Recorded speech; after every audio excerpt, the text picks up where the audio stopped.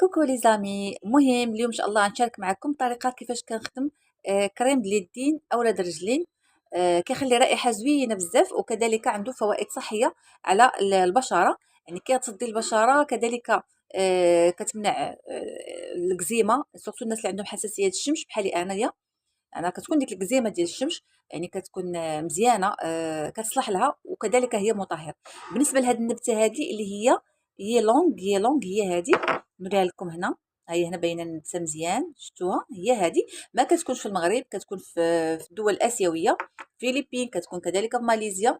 كنديروا غير واحد جوج نقيطات هكا ولا ثلاثه، حسب نتوما الريحه شحال ما بغيتو تشموها. وكتخلطوا اي كريم كما كان، واخا يكون رخيص واخا ما يكون فيه حتى شي ريحه، ومن الاحسن يكون فيه حتى شي ريحه، باش هكا كتستافدوا من هذه النبته، ما كتخلطناش مع عطر اخر. راه غير جربوها، هذه راه كتجي طوب. عندنا ما غالياش بالنسبه لي،